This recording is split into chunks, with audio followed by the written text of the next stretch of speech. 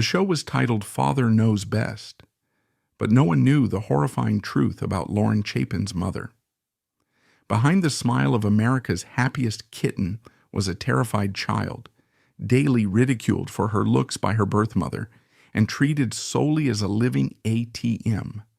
Her childhood was stolen, sacrificed to force her into acting, just to feed her mother's alcoholism. The tragedy peaked with a cold-blooded refusal to save her own child's life.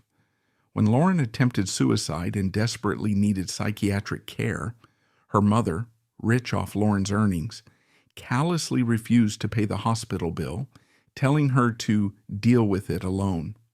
Abandoned by her family, Lauren spiraled into drugs and prison, becoming the broken victim of the fake American dream her show had sold to the world. Margaret was a woman consumed by the corrosive acid of her own failures. She was a failed actress, a woman who felt entitled to a level of fame and comfort that the world had rudely denied her. By 1945, she was separated from her husband, bitter, and drowning her resentments in a bottle of vodka. Margaret operated under a veil of manufactured frailty. She claimed to be an invalid, suffering from tuberculosis and a myriad of other shifting ailments. This was a convenient, strategic hypochondria that allowed her to opt out of the workforce.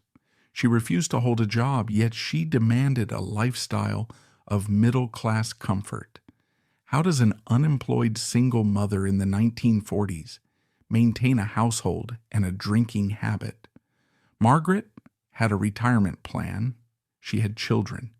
In her twisted economic worldview, her womb was an investment firm and her offspring were the stocks. For the first 9 years of her life, Lauren Chapin was the bad stock. She was the spare. Margaret had placed all her chips on Lauren's older brothers, particularly Billy Chapin.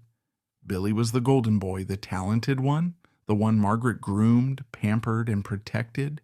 He was the initial primary earner, the favorite son who could do no wrong. He was the asset that was performing. Lauren, conversely, was treated as a biological error. She was just another mouth to feed, a nuisance who cluttered the apartment and distracted Margaret from her management of Billy. She was subjected to a distinct form of emotional apartheid.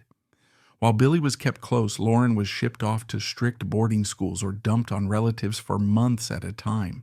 She was kept out of sight, treated with a cold, jagged indifference that told her every single day that she was unlovable. She was the overhead cost of running the family business, nothing more. The turning point came in 1954, not through ambition, but through a brutal kind of convenience. Casting calls were going out for a new show called Father Knows Best. Margaret was taking Billy to an audition. She took Lauren along not because she believed in her potential, but because she couldn't find a babysitter and didn't want to leave her alone in the apartment. It was an afterthought. It was a lottery ticket she bought on a whim because she was already at the gas station. Lauren walked into that audition room carrying a lifetime of neglect. Most child actors of the era were polished, rehearsed, and precocious. They performed for the adults. Lauren didn't act, she projected. She projected a desperate, charming, overwhelming need to be liked. She looked at the casting directors with eyes that begged for approval, eyes that had been starved of affection since birth. The producers weren't looking for a polished actress. They were looking for kitten. They wanted someone rough around the edges, someone who felt real, someone who wasn't too perfect. Lauren's desperation read as authenticity. She beat out hundreds of professional child actors. She landed the role of Kathy Anderson. In that instant, the power dynamic in the Chapin household didn't just shift, it snapped. The useless daughter, the spare part, was suddenly the highest earner in the family. You might expect a mother to feel pride or perhaps relief that the family finances were secure. Margaret Chapin felt only greed. She didn't look at her 9-year-old and see a success story. She saw a vein of gold that needed to be extracted before it ran dry. The neglect stopped, replaced by a suffocating predatory management. Lauren was no longer a burden. She was the payload. From 1954 to 1960, the years that Father Knows Best dominated the airwaves, Lauren Chapin was living in a high-gloss labor camp. The schedule was grueling. She was up before dawn, working 10 to 12 hours a day under the hot studio lights, carrying the pressure of a network hit on her small shoulders. She was earning thousands of dollars a week, money that, adjusted for inflation, would amount to tens of thousands of dollars weekly in today's economy. She was one of the highest paid children in America. But Lauren Chapin was destitute. Margaret Chapin executed a total financial capture. There were no savings accounts, no trust funds, no college savings. The Coogan Law, designed to protect child actors' earnings, was easily circumvented by a parent who knew how to manipulate the books and classify luxury items as business expenses. Every check that Lauren earned was intercepted, endorsed, and liquidated by her mother. The money that came from Lauren's sweat paid for the roof over their heads. It paid for the car in the driveway. It paid for the clothes on Margaret's back. But most importantly, it paid for the vodka. Lauren was an indentured servant in her own home, laboring to fund the slow alcoholic suicide of her mother. Lauren would often have to ask her mother for lunch money. She was wearing hand-me-downs while earning a fortune. The disconnect between her public image and her private reality was absolute. On screen, she was the cherished daughter of Jim Anderson, who would solve her problems with a gentle lecture. Off-screen, she was the employee of Margaret Chapin, who solved problems with a scream or a slap. To maintain this level of exploitation, you cannot simply demand obedience. You have to break the victim's will. You have to ensure they never realize they hold the power. If Lauren had realized that she was the golden goose, she might have rebelled.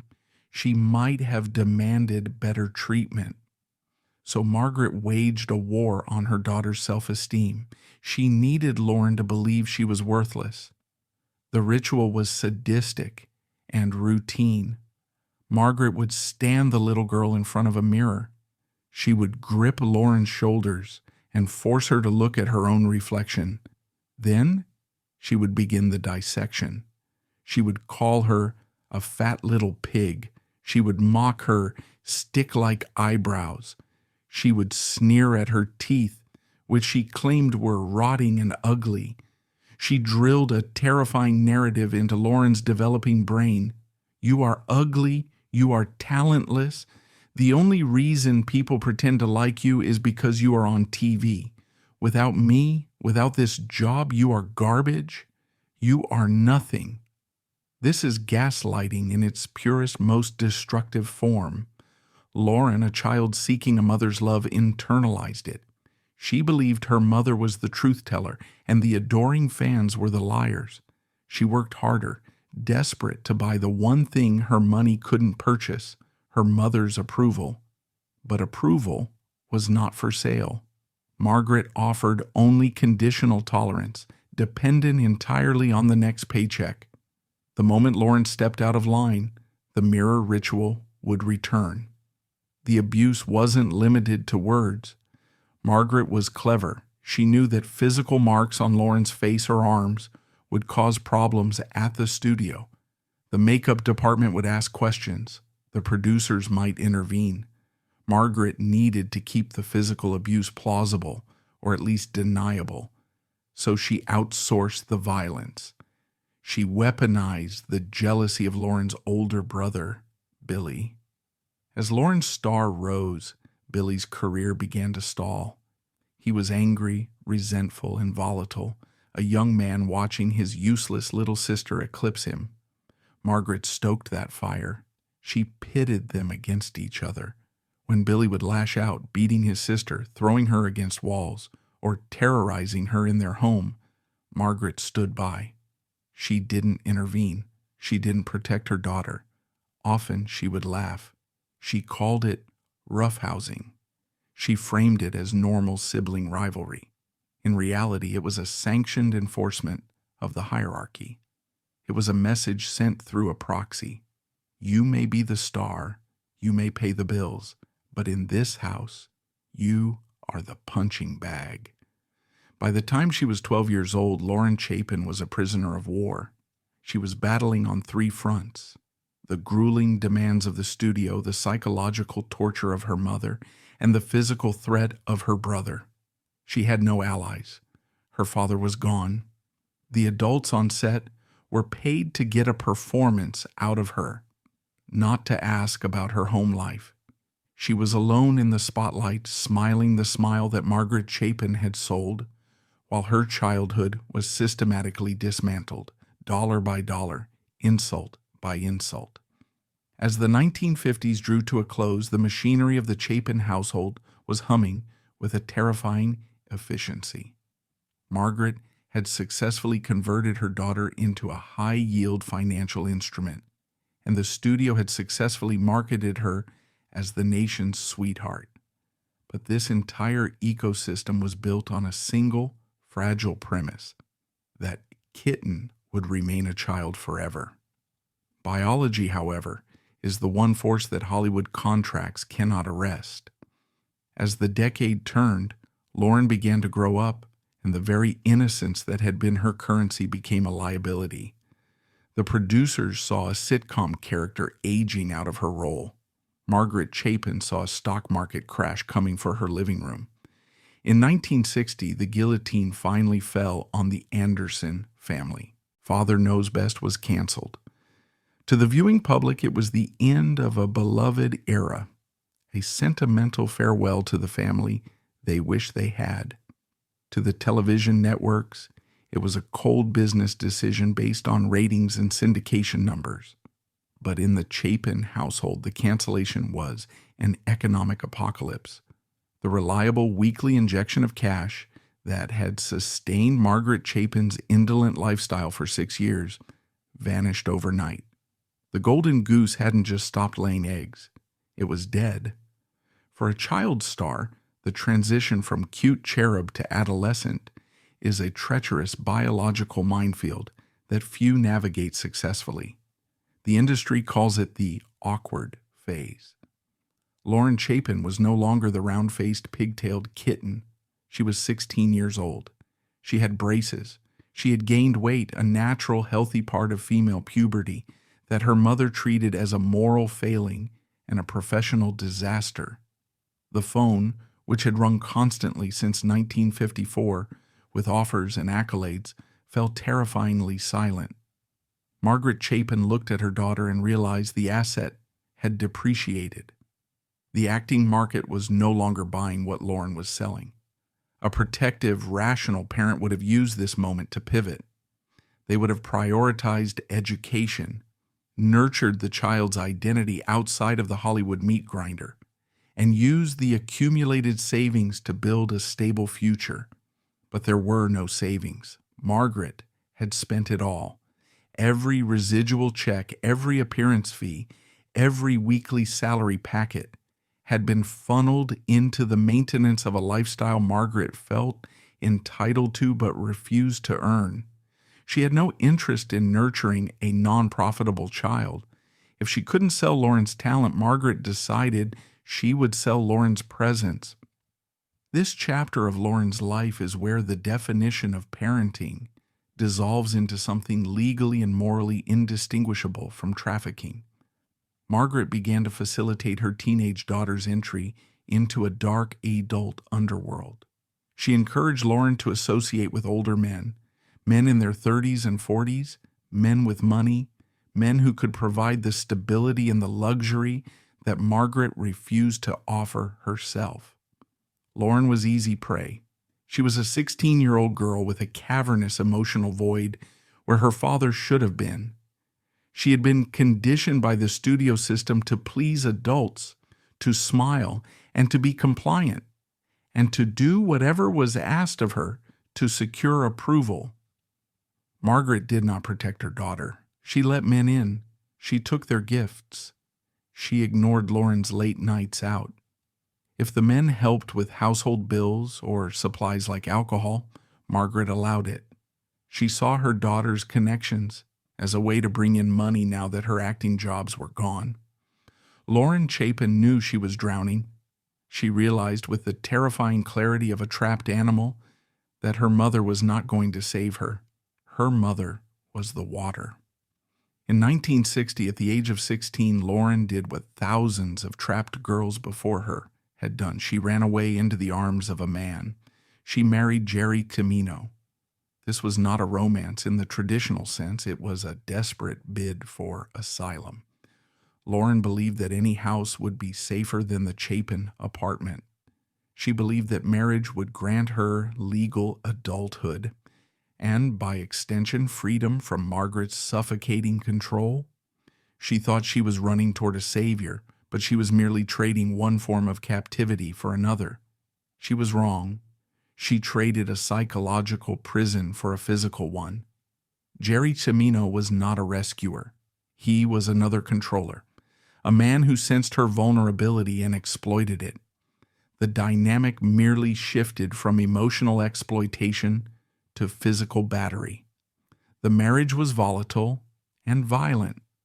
Lauren traded the emotional sadism of her mother for the physical brutality of a husband. But in her shattered worldview, being beaten by a husband felt marginally better than being sold by a mother. At least it was a different kind of pain, a pain that felt more honest than the gaslighting she had endured for a decade. By her early 20s, the accumulated structural damage to Lauren's psyche became critical. The years of rejection, the theft of her fortune, the grooming, and the domestic violence coalesced into a perfect storm of despair. The machine broke. Lauren Chapin suffered a complete mental breakdown. She attempted suicide. This was not a performative gesture designed to garner sympathy. It was a serious, lethal attempt to exit a reality that had become uninhabitable. She was rushed to a psychiatric hospital, surviving only by the intervention of emergency medicine. She was alive, but she was shattered. The doctors determined she needed long-term inpatient psychiatric care to deconstruct the trauma and rebuild her mind. This kind of care is expensive. The hospital administrators, following standard protocol, contacted her next of kin. They called Margaret Chapin. They explained that Lauren was in critical condition. They explained that she needed help. And then they asked for payment. We must pause to remember the economics of this relationship. Every piece of furniture in Margaret's home, every bottle of liquor she drank, every stitch of clothing she wore had been paid for by the girl lying in the hospital bed. The Chapin fortune was entirely Lauren's money. Margaret's response is one of the most chilling acts of abandonment in Hollywood history. She did not rush to the hospital. She did not weep. When asked to cover the cost of the treatment, she refused. She told the administrators she did this to herself. She can pay for it. Margaret hung up the phone. She declared the asset a total loss. She refused to reinvest a single dime of the stolen money into the repair of the machine that had earned it. It was the final disposal. The machine was broken, so the owner threw it in the trash rather than pay for repairs. Lauren was released with nothing. No money, no home, no family, and a mind fractured by betrayal. Lauren was released from the hospital into a void. She had no money, no home, no career, and a family that had legally and morally disowned her.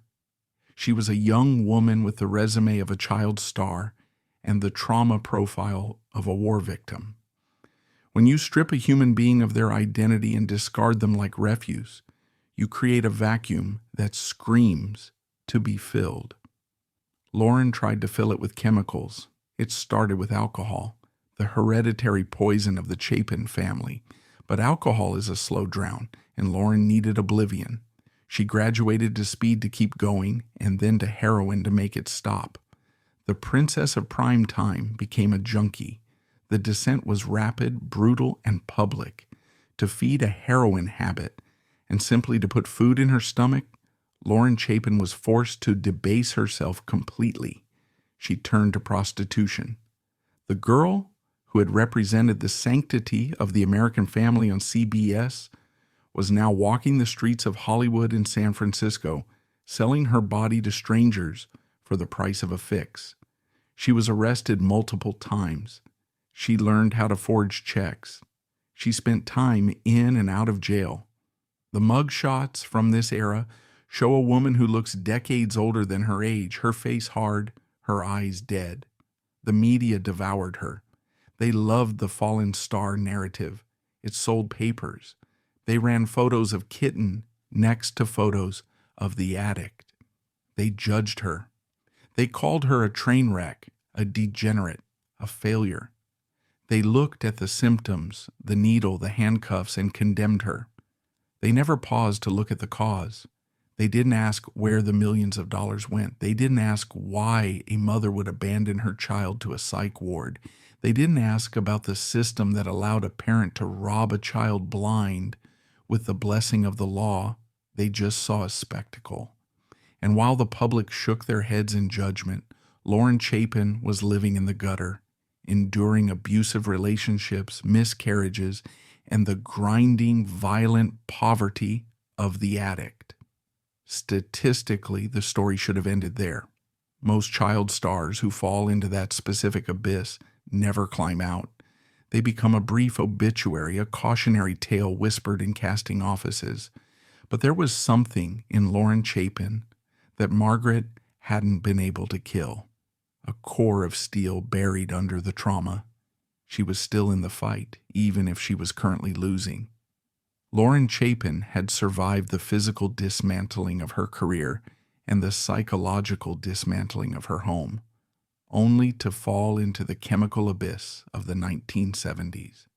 She was lost in the subterranean world of addiction, drifting further and further from the girl who had once charmed America. To the outside observer, she was just another cautionary tale waiting for a tragic ending. But the narrative of total destruction was interrupted by a force that Margaret Chapin had failed to account for: resilience. In the quiet desperation of her rock bottom, the spark of the survivor began to flicker, signaling the start of a painful uphill climb toward a new kind of salvation.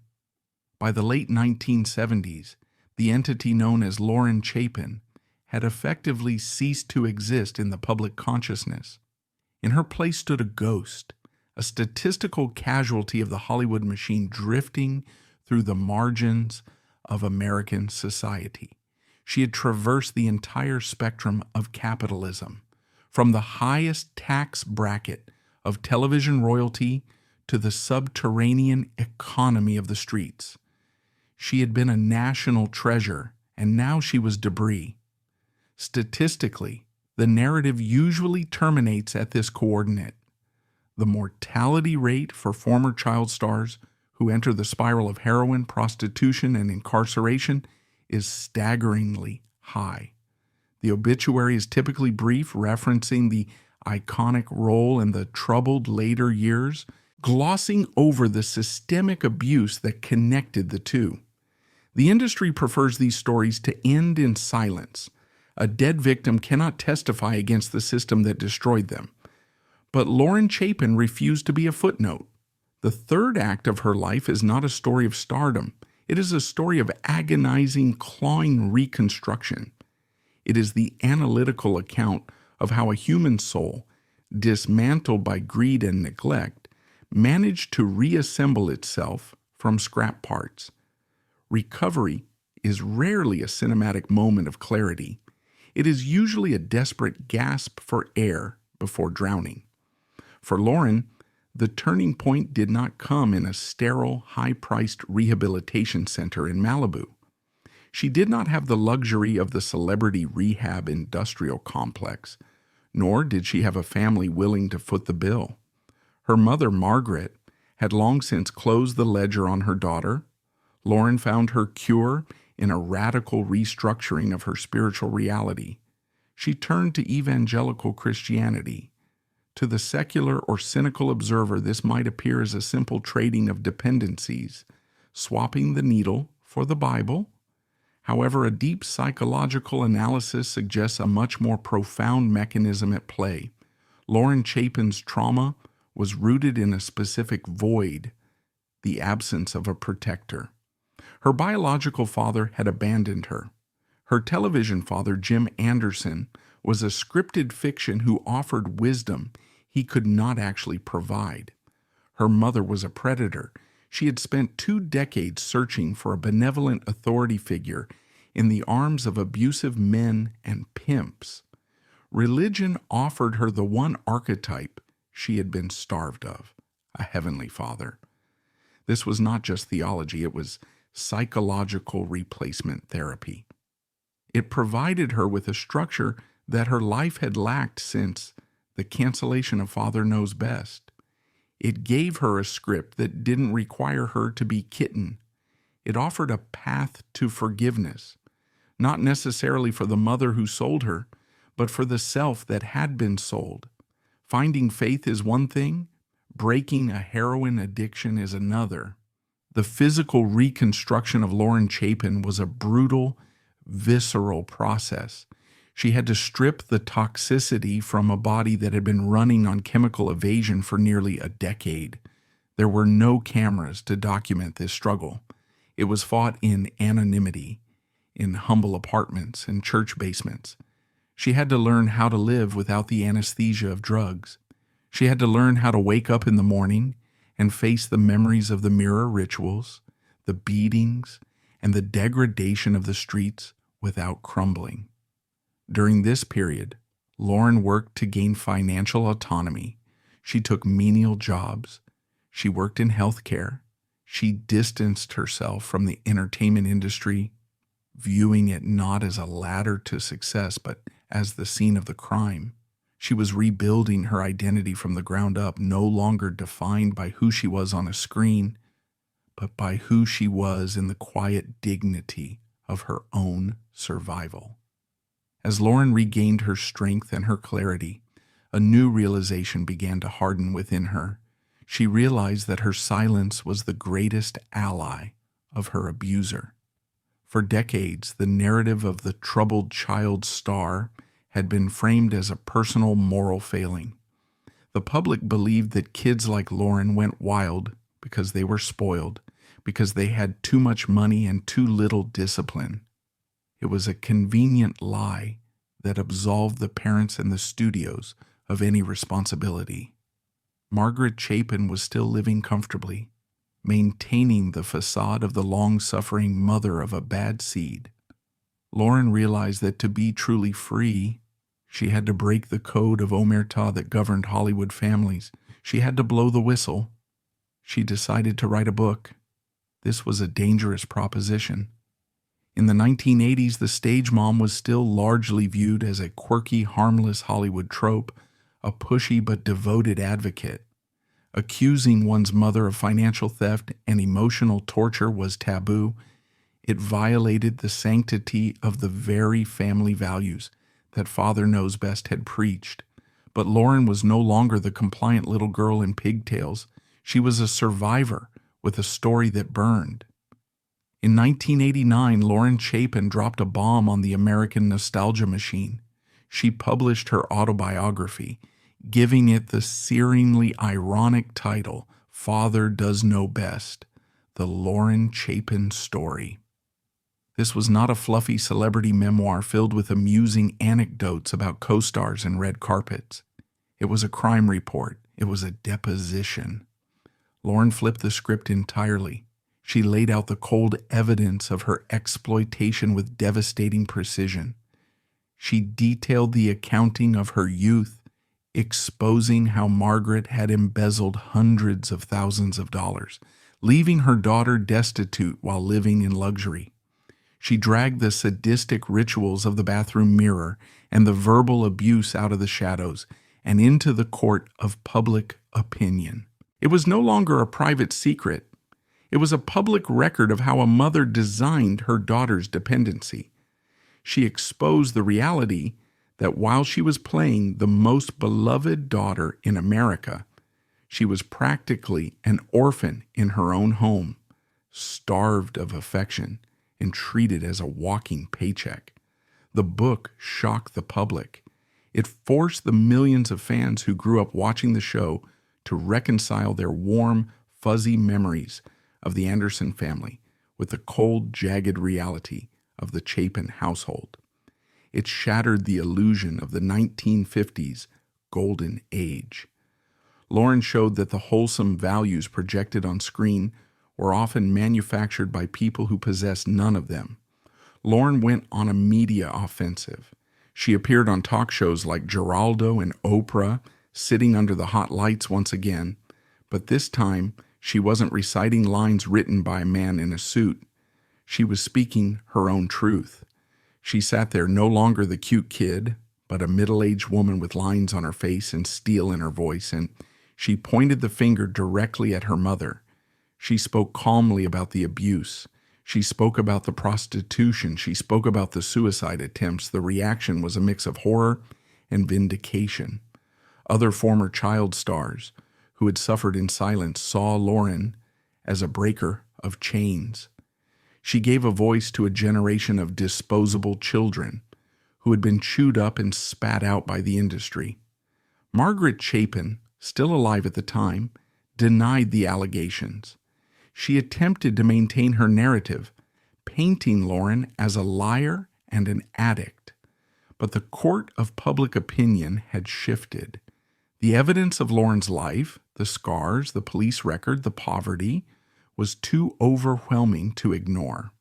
The public looked at the wreckage of Lauren's adulthood and realized that no child destroys themselves like that without a push. Lauren had successfully indicted her mother in front of the whole world. She had taken the shame that Margaret had carefully planted in her psyche and handed it back.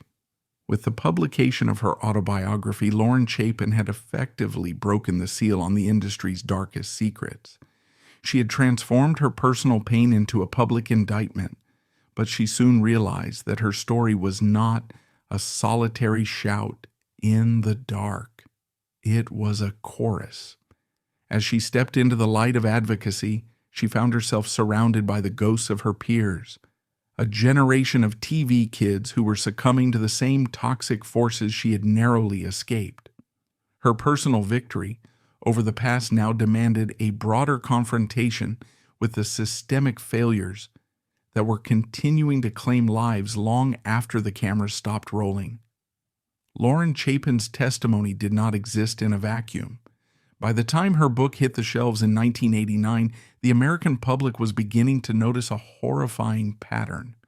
The children who had populated the sitcom landscape of the 1970s and 80s, the TV kids who were beamed into living rooms as surrogate siblings to millions, were dropping like flies. The story of Lauren Chapin became the Rosetta Stone for understanding this phenomenon. Before her, the public viewed the tragic falls of child stars like Anissa Jones or the legal troubles of the Different Strokes cast as isolated incidents of individual excess. They were dismissed as wild kids corrupted by money. Lauren's dismantling of her own childhood provided the missing context. She revealed that the destruction of a child star is rarely a suicide. It is almost always a slow-motion homicide committed by the very people entrusted to protect them. She helped shift the cultural gaze from the troubled teen to the predatory parent. One of the most critical aspects of Lauren's advocacy was her exposure of the legal failures that facilitated her enslavement. For decades, Hollywood had pointed to the Coogan Law as the safeguard that prevented financial abuse. The industry claimed that 15% of a child's earnings were automatically set aside in a trust, safe from grasping parents. Lauren Chapin was living proof that the Coogan Law was a paper tiger. She demonstrated how easily a determined predator like Margaret Chapin could circumvent the system. But this time, she didn't just explain the theft, she fought to rewrite the code. Lauren argued passionately against the systemic loopholes that had decimated her own fortune. She fought to redefine the legal definitions of income, demanding that the protective 15% set-aside be calculated from gross pay, untouchable by guardians, rather than the easily manipulated net income. Her testimony was crucial in securing stricter work hours and mandatory schooling for future generations. Lauren's poverty was a scathing indictment of California law. She had generated millions in revenue for the studio and the network, yet she couldn't afford to buy groceries as an adult. Her story became a case study for legal reformers, proving that without strict active enforcement, protection laws were merely bureaucratic theater.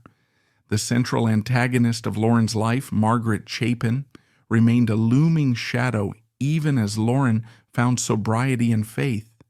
In a Hollywood script, the third act would feature a tearful reconciliation. The mother on her deathbed would confess her sins. She would admit that she was jealous, that she was wrong, that she loved her daughter. There would be a hug, a shedding of tears, and a peaceful fade to black. Real life, particularly a life shaped by narcissistic abuse, offers no such clean resolution. Margaret Chapin died in 1996. To the bitter end, she maintained the narrative she had constructed in 1954. She was the devoted, self-sacrificing mother who had given everything to her ungrateful children. She never admitted to the theft. She never apologized for the mirror rituals. She never acknowledged the damage she had inflicted. For Lauren, the death of her mother was a complex, jagged psychological event. It was primarily a liberation. The physical source of her trauma was gone. The voice that had told her she was a fat little pig was finally silenced. But it was also a final, irrevocable door slamming shut. It meant that Lauren would never get the restitution she deserved, neither financial nor emotional. She would never hear the words, "I am sorry."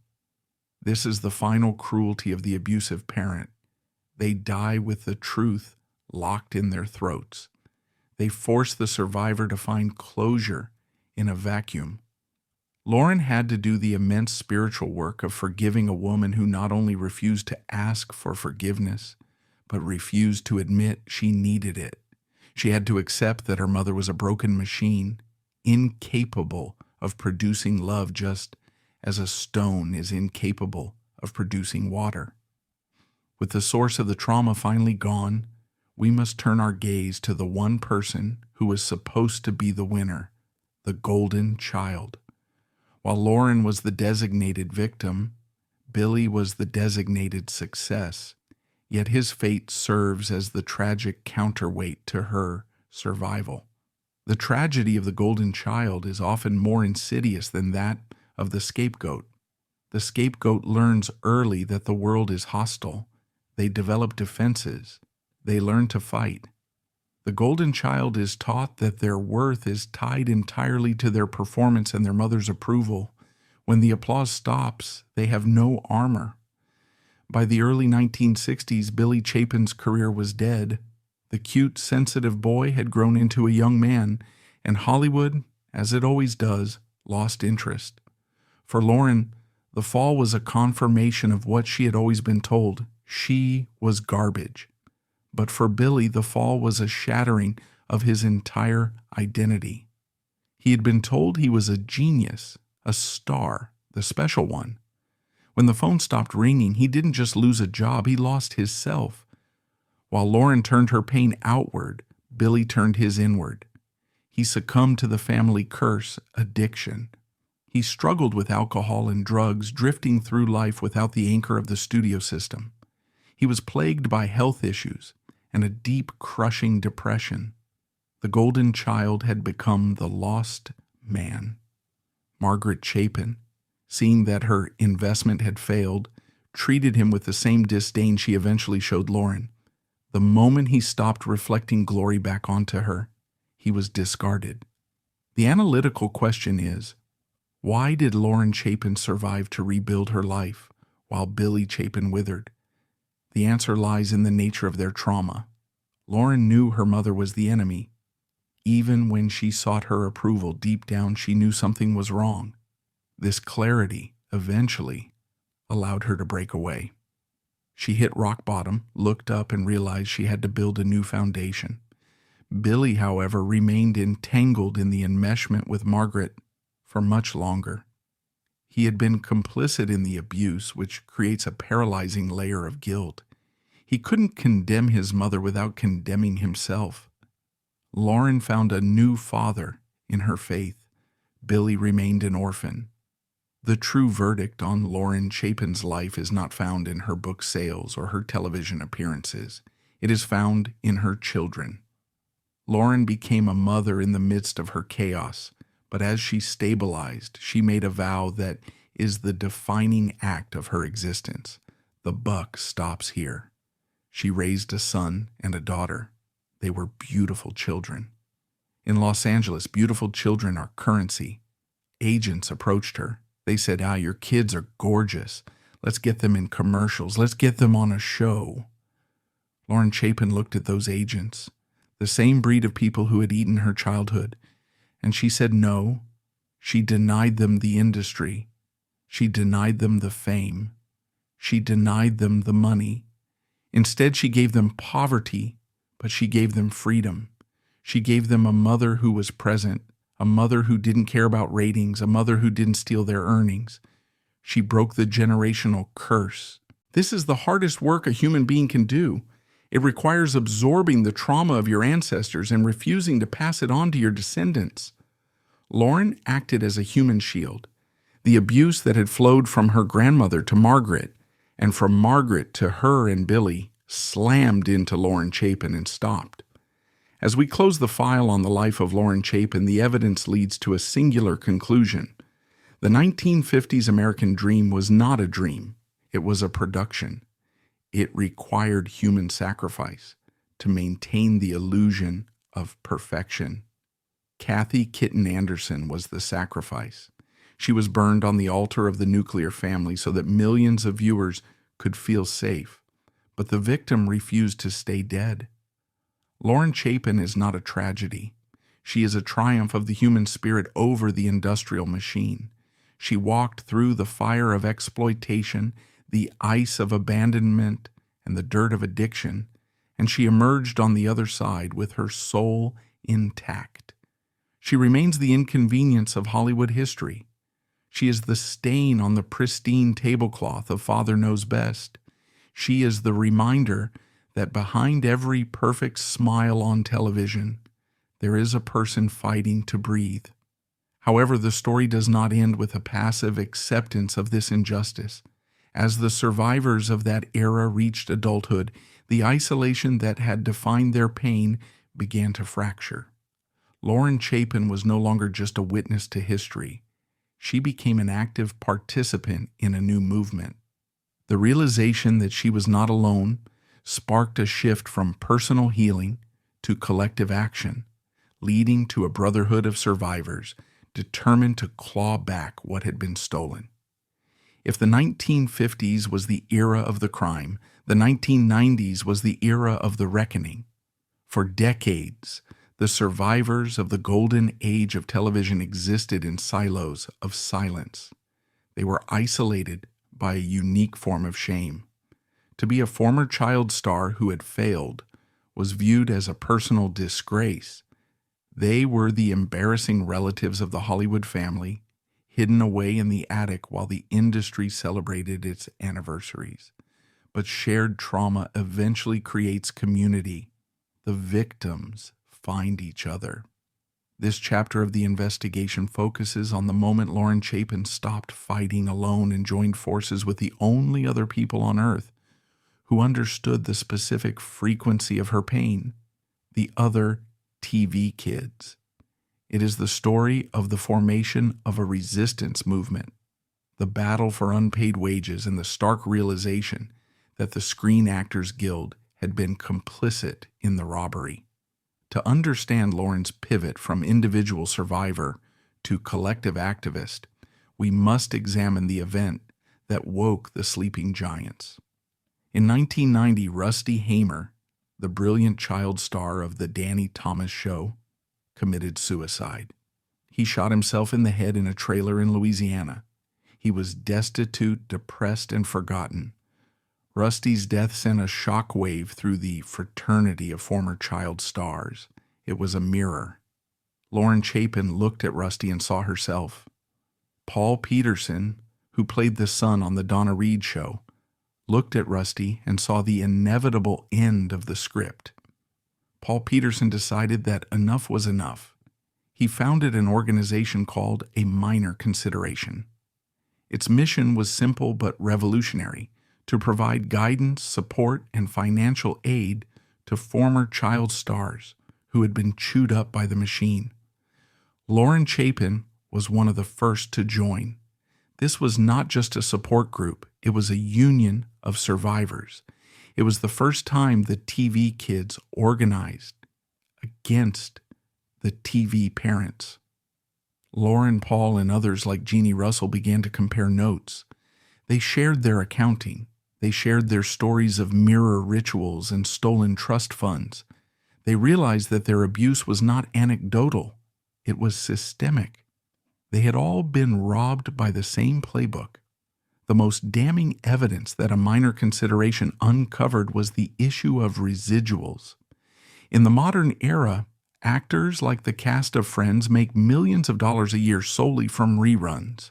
Every time the show airs, a check is cut. This is the lifeblood of the acting profession, payment for the continued exploitation of one's image. But for the child stars of the 1950s, Lauren Chapin included, the contracts were written in disappearing ink. When Father Knows Best was filmed, television was considered a disposable medium. No one anticipated that it would be rerun for 50 years. The contracts Lauren's mother signed usually stipulated that payments ceased after the 6th rerun. This is the Grand Theft Auto of Hollywood history. Father Knows Best has generated hundreds of millions of dollars in syndication fees, DVD sales, and streaming rights over the last 70 years. Lauren Chapin received checks that were often for pennies, sometimes literally $0.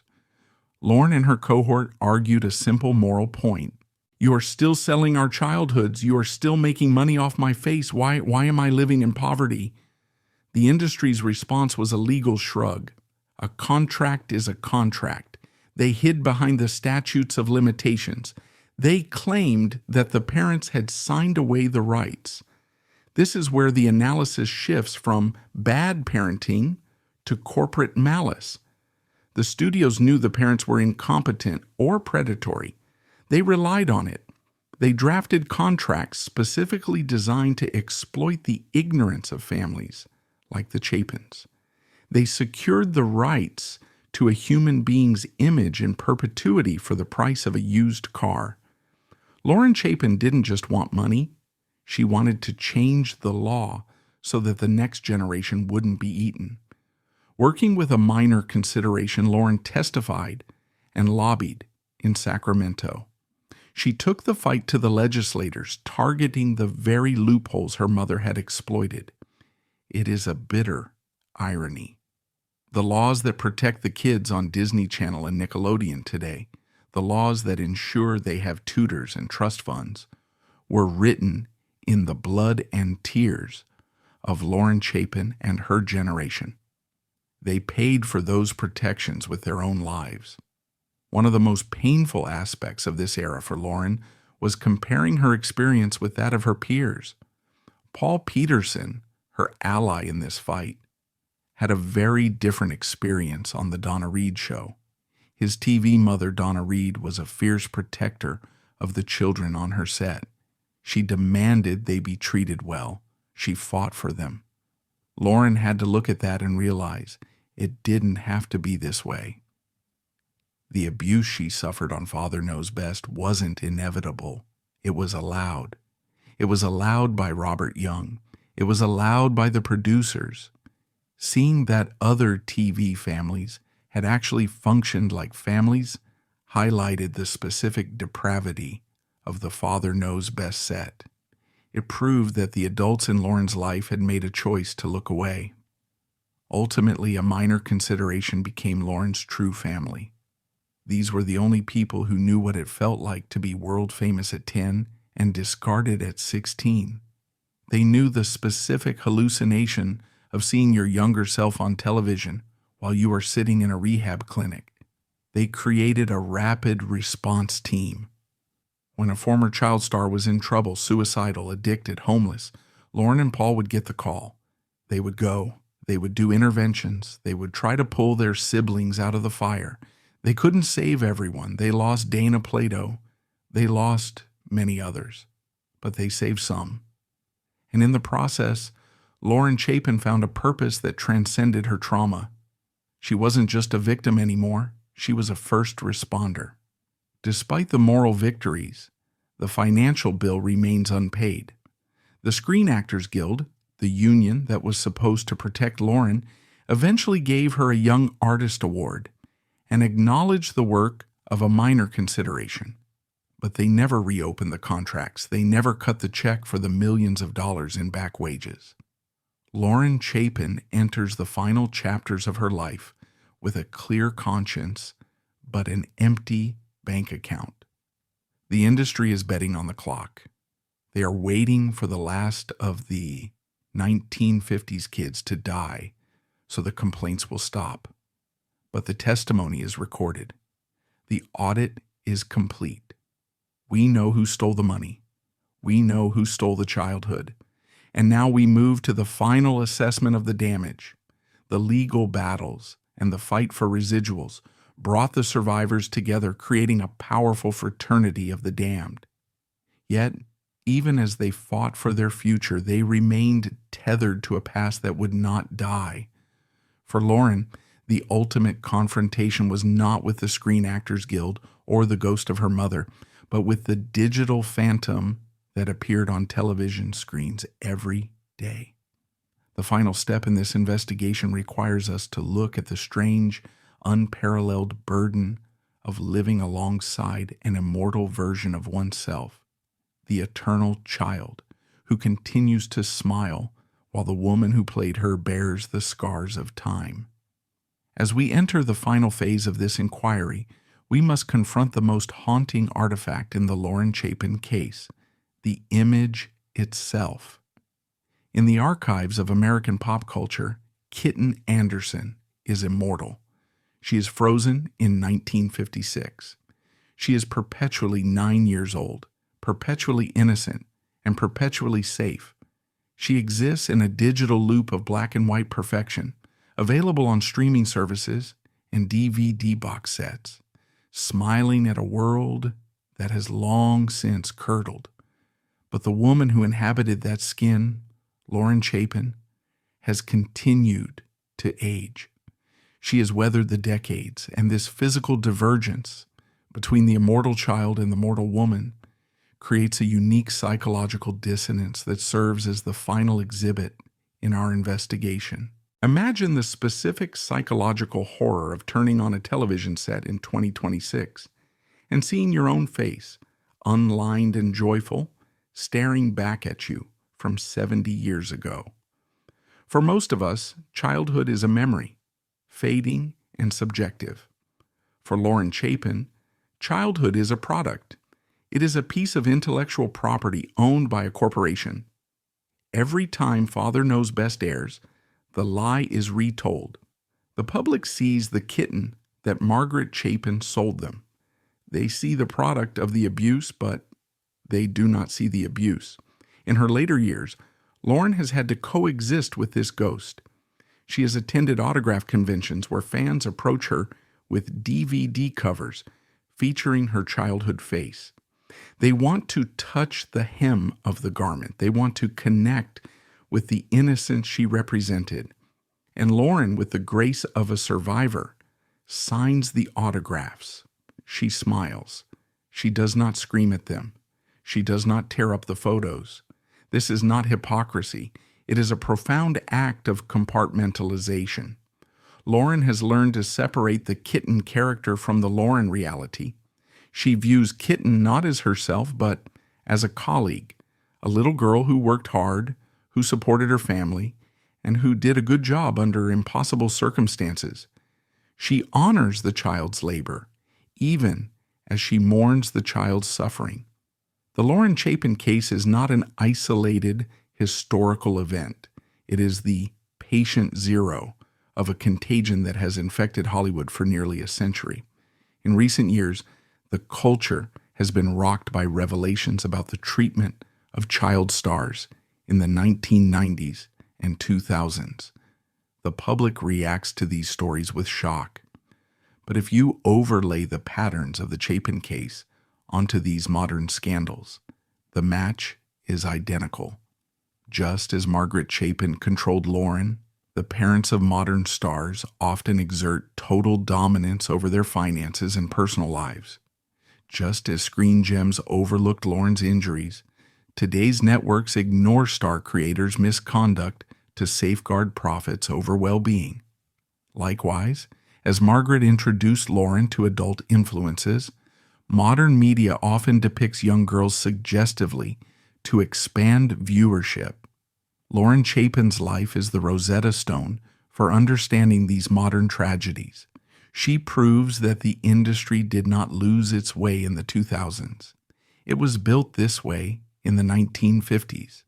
The machinery of exploitation was patented on the set of Father Knows Best. Every abused child star since 1960 is walking down a road that Margaret Chapin paved.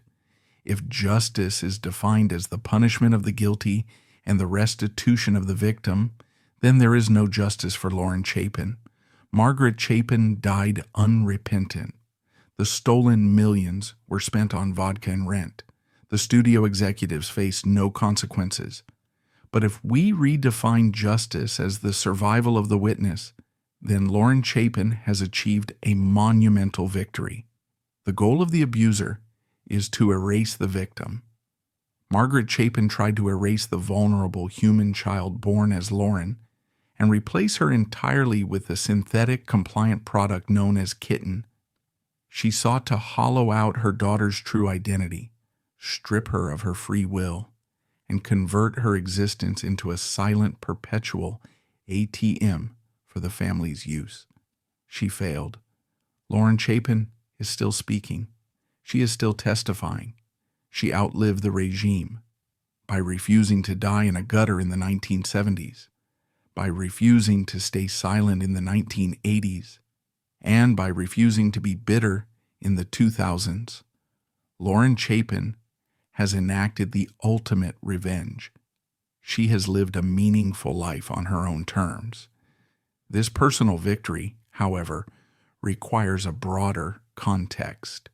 To merely conclude with Lauren's survival would be to ignore the systemic machine that continues to churn. Having witnessed the survival of the witness, we must briefly pivot our gaze from the micro-tragedy of the Chapin home to the macro-failure of the industry that enabled it, before we can finally close the book. The destruction of this family was not an anomaly. It was the inevitable output of a specific industrial equation.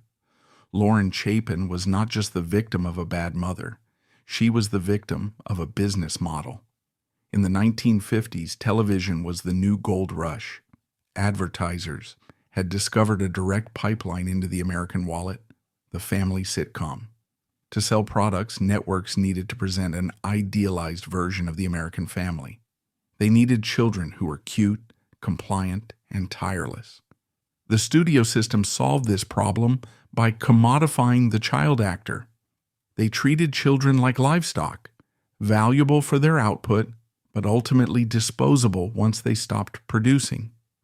Lauren Chapin was a prime example of this industrial approach. In the extraction phase, the studio normalized the 10-hour workdays. They looked the other way regarding her home life, because a happy home life wasn't the product. The image of a happy home life was. In the disposal phase, once she hit puberty and the show was canceled, the industry washed its hands of her. There was no severance package. There was no transition counseling. There was no mental health support. The industry operated on a burn and replace strategy. When Kitten burned out, they simply moved on to the next cute kid in the next show. They didn't fix the broken toys. They bought new ones. Lauren Chapin is the grandmother of the modern child advocacy movement. Her testimony in 1989 laid the groundwork for the conversations we are having today about quiet on set and the rights of young performers. She was the canary in the coal mine who survived the gas and came back to warn the miners. The final piece of evidence in the Lauren Chapin case is the cultural artifact itself. Father knows best. For decades, this show was held up as the standard. Politicians referenced it. Churches praised it. It was the blueprint for the great American family. Lauren Chapin's life exposes that blueprint as a fraud. The show was a propaganda film for a reality that never existed. It taught us that problems could be solved in 30 minutes with a gentle talk. It taught us that fathers were always wise and mothers were always content. In reality, the girl playing the daughter was being beaten. The boy playing the son was being destroyed. The father was an alcoholic. The mother was a predator. The show was not a reflection of America. It was a distraction from it. Lauren Chapin is now an elderly woman. She has outlived her abusers. She has outlived her fame. She has outlived the money. She lives a quiet life far removed from the sound stages of Columbia Pictures. But her existence is a monumental achievement. Every day she wakes up sober is a victory against Margaret Chapin. Every day she speaks kindness to her own children is a victory against the cycle of abuse. Every time she tells her story, she strikes a blow against the industry of silence. The stage is set for the final judgment. It is not found in a courtroom, but in the quiet endurance of a single life. She is poor by Hollywood standards, but she is rich in peace. She is no longer afraid of the mirror. She looks into it and sees a woman who fought a war against the entire world and won. The television set is off. The script is in the trash. The director is dead. And Lauren Chapin is finally, truly home.